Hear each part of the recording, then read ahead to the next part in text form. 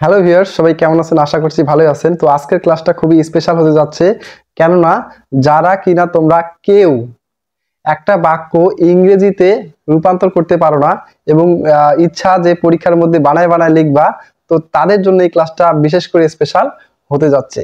তো ঠিক আছে, তো চলো শুরু করি। তো এই শুরু করার আগে তোমাকে এই যে বাক্যগুলো দেখতে পাচ্ছ বা সেন্টেন্সগুলো দেখতে পাচ্ছ, তোমাকে একটা কাজ করতে হবে, তোমাকে একটা ছোট্ট টেস্ট দিতে হবে। সেই টেস্টের মধ্যে তুমি বলো যে এই যে এ থেকে এন পর্যন্ত সেন্টেন্সগুলো রয়েছে কোনটা কোন টেন্সের মধ্যে রয়েছে। ঠিক আছে, ভিডিওটা পজ করে তুমি করে ফেলো।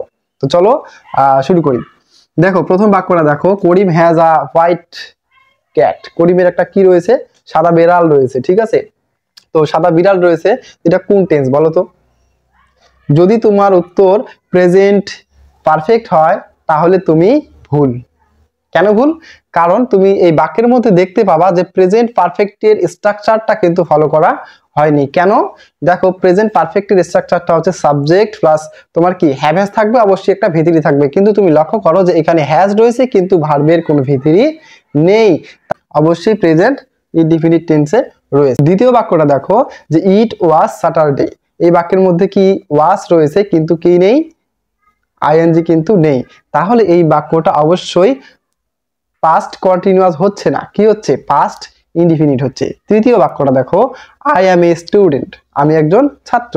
ঠিক আছে, তাহলে এটাকে কি আমরা প্রেজেন্ট কন্টিনিউয়াস বলবো না? কেন বলবো না?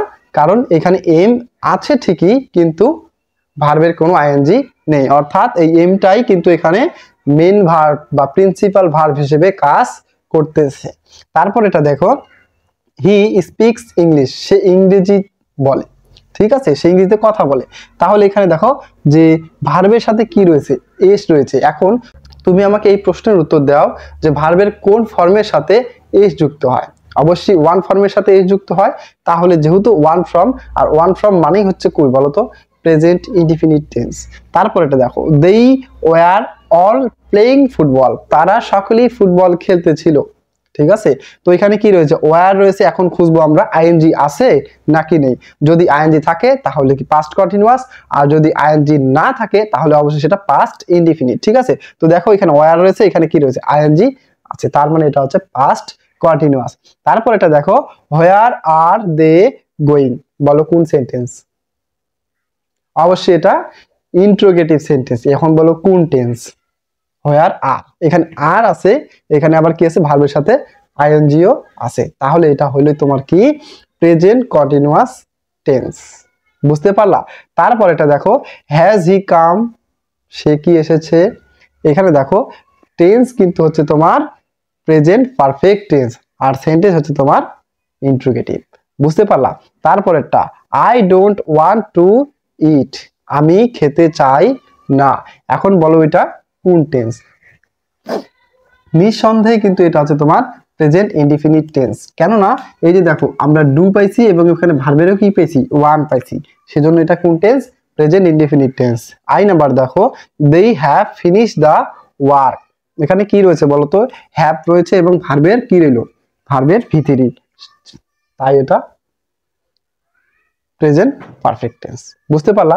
তারপর এটা দেখো, সজীব হ্যাড এ ড্রিম। তাহলে এখানে কি আছে? হ্যাড রয়েছে কিন্তু ভার্ব আছে কি? অর্থাৎ এই হ্যাডটা এখানে প্রিন্সিপাল ভার্ব বা মূল ভার্ব হিসেবে বসে, তাই না? তো এটা কোন টেন্স? এটাকে আমরা অবশ্যই পাস্ট ইনডিফিনিট টেন্স বলবো। ঠিক আছে, তারপরে দেখো, নোবডি লাইকস এ লায়ার। কেউ মিথ্যাবাদীকে পছন্দ করে না। তো এখানে কি আছে? ভার্বের সাথে এস বা ইএস। কোন ভার্বের সাথে হয়? ওয়ান ফর্মের সাথে হয়। ওয়ান ফর্ম মানেই তো তোমার কোন টেন্স? Present indefinite. তারপর এটা দেখো, হি কেম ইজ এভরিডে। অর্থাৎ কি? কেম, ভি2 রয়েছে। এখন বলো ভি1 থাকলে যদি তোমার প্রেজেন্ট ইনডিফিনিট হয়, ভি2 থাকলে অবশ্যই পাস্ট ইনডিফিনিট। বোঝা গেল? তারপর এটা দেখো, he had followed the cat every day. সে প্রত্যেকদিন বিড়ালটিকে অনুসরণ করতো। ঠিক আছে, তো হ্যাড রয়েছে, আবার কি রয়েছে? ভি3 রয়েছে, তাহলে নিঃসন্দেহে পাস্ট পারফেক্ট টেন্স। তারপর এটা দেখো, he had been working for 2 days। তিনি বা সে 2 দিন ধরে কাজ করতেছিলেন। ঠিক আছে, তাহলে এটা কি? হ্যাড আছে, বিন আছে এবং ভার্বের সাথে আবার আইএনজিও আছে। তাহলে এটা কি? Past perfect continuous tense. তো আশা করছি এগুলো সবগুলোই তোমরা পারছো। তো এই কয়েকটা সেন্টেন্সের মধ্যে আমি একটা টেন্স লিখি নাই, সেটা কোন টেন্সটা অবশ্যই কমেন্ট বক্সের মধ্যে লিখবা, ঠিক আছে। তো এখানে দেখো এই যে বাংলা বাক্যগুলো রয়েছে এগুলো আমরা এখন কি করব, ইংরেজিতে রূপান্তর করব। তো এক্ষেত্রে আমাদের যে বিষয়টা অবশ্যই মনে রাখতে হবে যে বাক্যগুলো কোন সেন্টেন্সের মধ্যে রয়েছে, এই বাক্যের সেন্টেন্সগুলোর ভার্বটা কোন টেন্সকে নির্দেশ করতেছে, ঠিক আছে। এবং এই সেন্টেন্সগুলোর প্রত্যেকটা অংশ যেমন সাবজেক্ট, ভার্ব, অবজেক্ট এগুলোকে যদি আমরা খুঁজে বের করতে পারি তাহলে কিন্তু আমাদের আর রূপান্তর করতে কোনো অসুবিধা হবে না। তো দেখো কয়েকটা বাক্য আমরা রূপান্তর করে দেখি। তো অধিকাংশ ছাত্রছাত্রীরা খেলায় অংশগ্রহণ করেছিল। এখন তুমি বলো একটা সাধারণ বাংলা বাক্যের গঠন কিরকম হয়। বাংলা বাক্যের গঠন কিন্তু প্রথমে সাবজেক্ট, তারপরে হয় তোমার কি বলতো অবজেক্ট, তারপরে তোমার হয় কি বলো ভার্ব। কিন্তু সেই বাক্যটাই যদি যখন আমরা ইংরেজিতে রূপান্তর করব আর যদি সেটা হয় অ্যাসার্টিভ সেন্টেন্স তাহলে আমাদেরকে প্রথমে সাবজেক্ট দিতে হবে, তারপরে ভার্ব, তারপরে হবে অবজেক্ট। বোঝা গেল কি? তো এই বিষয়টা আমরা এখানে অ্যাপ্লাই করব। তো তুমি দেখো যে অধিকাংশ ছাত্রছাত্রীরা, তাহলে এইটা হচ্ছে সাবজেক্ট, আর যে অংশগ্রহণ করা বা অংশগ্রহণ করেছিল এইটা হচ্ছে কিন্তু তোমার ভার্ব, ঠিক আছে। তারপরে এখন তুমি আর এই যে খেলায়, তো এটা হচ্ছে তোমার বাকি অংশ, ঠিক আছে, এটা কিন্তু অবজেক্ট না। তো অংশগ্রহণ করেছিল, এখন তুমি চিন্তা করো অংশগ্রহণ করেছিল এটা কোন টেন্স, অবশ্যই পাস্ট ইনডিফিনিট টেন্স। অংশগ্রহণ করতেছিল কি না, অংশগ্রহণ করেছিল, বুঝতে পারছো কি, তার মানে পাস্ট ইনডিফিনিট টেন্স। তাহলে আমাদের যেহেতু এটা অ্যাসার্টিভ সেন্টেন্স সেহেতু আমাদের প্রথমে কি নিতে হবে, সাবজেক্ট নিতে হবে। তাহলে অধিকাংশ ছাত্রছাত্রীরা, তাহলে মোস্ট অফ দা স্টুডেন্ট, অধিকাংশ ছাত্রছাত্রীরা। তোমরা সবাই জানো অফ মানে কি, অফ মানে হচ্ছে এর, তাহলে ছাত্রছাত্রীদের মোস্ট মানে কি, মোস্ট মানে হচ্ছে অধিকাংশ, অধিকাংশ, ঠিক আছে। তাহলে ছাত্রছাত্রীদের অধিকাংশ কি করেছিল, পার্টিসিপেট করেছিল। এখন দেখো তুমি এটাকে কোন টেন্স বানাবা বলো তো, পাস্ট ইনডিফিনিট বানাবা, তাহলে তোমাকে অবশ্যই ভিটু ইউজ করতে হবে। তো তুমি পার্টিসিপেট মানে কি, পার্টিসিপেট মানে হচ্ছে অংশগ্রহণ, অংশগ্রহণ করা, অংশগ্রহণ করা, ঠিক আছে। কিন্তু অংশগ্রহণ করেছিল সেজন্য এখানে কি লাগাইলাম, ইডি লাগাইলাম, কেন, কারণটা পাস্ট ইনডিফিনিট টেন্সের মধ্যে। তাহলে most of the student participate in the game, বোঝা গেল। তো দ্বিতীয় বাক্যটা এবার দেখো, তারা কখন খেলেছিল। এখানে দেখো প্রথমে আমি বলছি কি সেন্টেন্স দেখবো, সেন্টেন্স কোন সেন্টেন্স, অবশ্যই এটা নিঃসন্দেহে ইন্ট্রোগেটিভ সেন্টেন্স, ঠিক আছে। এখন ইন্ট্রোগেটিভ সেন্টেন্স আমাদের স্ট্রাকচারটা কি মনে রয়েছে যে প্রথমে কি দিয়ে শুরু হবে, যদি প্রশ্নটা হ্যাঁ বা না দিয়ে উত্তর দেওয়া যায় তাহলে আমরা কি অক্সিলারি দ্বারা শুরু করব, আর যদি হ্যাঁ বা না দিয়ে দেওয়া না যায় তাহলে আমরা ডাব্লিউএইচ ওয়ার্ড দ্বারা শুরু করব। অবশ্যই আশা করছি মনে আছে। তাহলে দেখো তারা কখন খেলেছিল, তার মানে কখন খেলেছিল। এবার তুমি লক্ষ্য করো ভার্বটার দিকে। এখন এই ভার্বটা খেলেছিল দেখো তো কোন টেন্সের দিকে ইঙ্গিত করতেছে, এটা কিন্তু তোমার কি পাস্ট ইনডিফিনিট টেন্সকেই কিন্তু ইঙ্গিত করতেছে।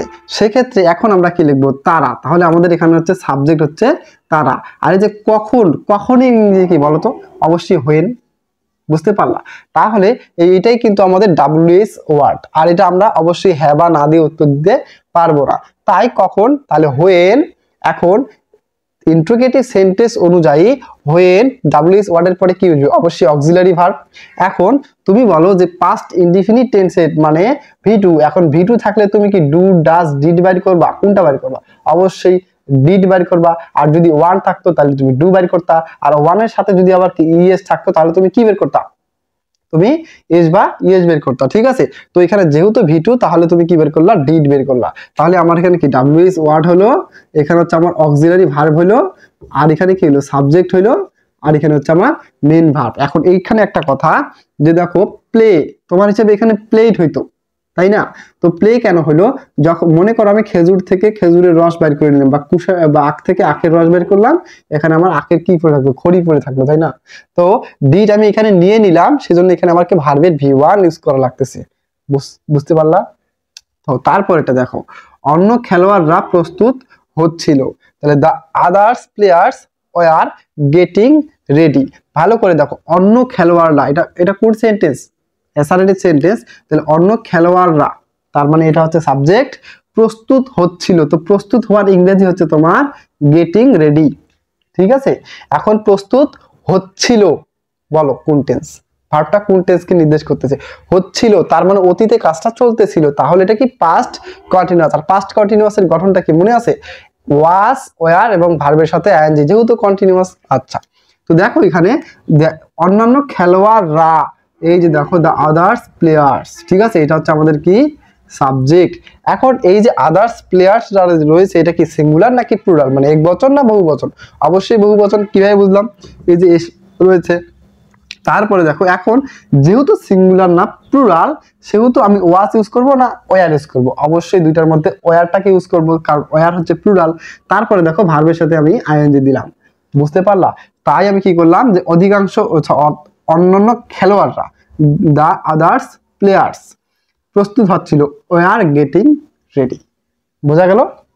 তারপরে 4 নম্বরটা দেখো, আমাদের জীবনকাল সংক্ষিপ্ত। এখানে দেখেও না, এই লাইনটার মধ্যে দেখো আমাদের জীবনকাল সংক্ষিপ্ত। এখন এই বাক্যের মধ্যে দেখো যে একটা ভার্ব কিন্তু লুকায় আছে, এবং আমি তোমাকে বলছিলাম যে এই পৃথিবীতে এমন কোনো বাক্য নেই যার মধ্যে ভার্ব নাই। এখন তুমি বলতে পারো যে এখানে কিন্তু ভার্ব নাই, কিন্তু আমি বলতেছি এখানে ভার্ব আছে, কিন্তু তুমি ভার্বটাকে দেখতে পাচ্ছ না। তো আমাদের জীবনকাল এইখানে আছে হয় সংক্ষিপ্ত। বোঝা গেল? তো বাক্যটা হচ্ছে, বাংলা বাক্যটা হচ্ছে এরকম যে আমাদের জীবনকাল হয় সংক্ষিপ্ত। ঠিক আছে, মাধুর্যের জন্য আমরা হয়টাকে কি করে রাখছি, অদৃশ্য করে রাখছি। ঠিক আছে, তো জীবনকালের ইংরেজি কি? আমাদের জীবনকাল। তাহলে আমাদের জীবনকাল এখানে একটা সাবজেক্ট, তাহলে জীবনকালের ইংরেজি হচ্ছে লাইফ স্পান। ঠিক আছে, তো আমাদের জীবনকাল এটা হচ্ছে কি, টোটালটাই হচ্ছে সাবজেক্ট। আর এই যে হয় বলো কোন টেন্স? Present indefinite tense. তো এখানে হচ্ছে ইজ। এবং শর্ট মানে কি বলো? শর্ট হচ্ছে সংক্ষিপ্ত। বুঝতে পারলা? তো তারপরের বাক্যটা দেখো, সে কি এসেছে, সে কি এসেছে, অর্থাৎ এখানে কিন্তু প্রশ্ন করছে, এবং এই প্রশ্নটা তুমি সবসময় যখনই তোমার প্রশ্নবোধক বাক্যকে তুমি ট্রান্সলেট করবা, তখন তোমার একটা মাথায় এই ক্যালকুলেশনটা আসা উচিত যে ওই প্রশ্নটা কি হ্যাঁ বা না দিয়ে উত্তর দেওয়া যাবে। যদি যায় তাহলে আমি অক্সিলারি দ্বারা শুরু করব। ঠিক আছে, তো তুমি এই প্রশ্নটার মনে মনে উত্তর দাও তো, সে কি এসেছে হ্যাঁ বা না দিয়ে কি তুমি উত্তর দিতে পারবা নাকি পারবা না? অবশ্যই পারবা। তাহলে কি দিয়ে শুরু করব? অবশ্যই অক্সিলারি দ্বারা শুরু করবো। আর অক্সিলারিটা দেবে কে? ওই যে ভার্বটা এসেছে, এসেছে অর্থাৎ কোন টেন্সকে ইঙ্গিত করতেছে বলতো? সে কি এসেছে, অর্থাৎ এটা প্রেজেন্ট পারফেক্ট কে ইঙ্গিত করতেছে। তাই আমরা প্রেজেন্ট পারফেক্টের যে অক্সিলারি, এটা কি হ্যাভ একটা, হ্যাজ একটা। আচ্ছা, তো এখানে দেখো সাবজেক্টটার দিকেও লক্ষ্য রাখতে হবে, যে সাবজেক্টটা আমাদের যেহেতু সিঙ্গুলার থার্ড পারসন, সেহেতু আমরা হ্যাভটাকে নিতে পারবো না, তাহলে আমাদের অবশ্যই নিতে হবে হ্যাজ। আর এই যে তোমার ইন্ট্রোগেটিভ সেন্টেন্সের গঠন অনুসারে ওই হ্যাজটা কোথায় বসবে? অবশ্যই সেন্টেন্সের সামনে বসবে। সেই জন্য আমি কি দিলাম, প্রথমে হ্যাজ এবং অক্সিলারির পরে কি হবে, সাবজেক্ট, আমি হি দিলাম, তারপর আমি মেইন ভার্ব দিলাম। এটা কিন্তু আসলে V3। বুঝতে পারলা? আশা করছি এই কয়েকটা বাক্য তুমি বুঝতে পারছো। তো তোমার জন্য কয়েকটা কাজ দিচ্ছি, তুমি সেই কাজগুলো অবশ্যই করবা। ঠিক আছে, এবং কমেন্টের মধ্যে লিখে দিও যদি সম্ভব হয়। তো এই কয়েকটা বাক্য অবশ্যই তুমি ট্রান্সলেট করবা, এবং তোমার জন্য এই 4 নাম্বার বাক্যটা স্পেশাল, ভাইরাল একটা ডায়লগ। ঠিক আছে, তো আজকে এই ট্রান্সলেট বা বাক্য তৈরি করার প্রথম ক্লাস। ঠিক আছে, এখানে শুধু তোমাকে পরিচয় করানো হলো, আর এটার যে একটা সিরিজ, সেটা অবশ্যই আমি আপলোড করব ভিডিওগুলো, এবং আশা করছি তোমরা এগুলো দেখে জিরো থেকে অ্যাডভান্স বা তোমরা বানিয়ে বানিয়ে লেখার যে ইচ্ছাটা অবশ্যই পূরণ করতে পারবে। তো ততক্ষণ পর্যন্ত ভালো থেকো, এবং এই বাক্যগুলো অবশ্যই লিখবা, বিশেষ করে এটা। ঠিক আছে।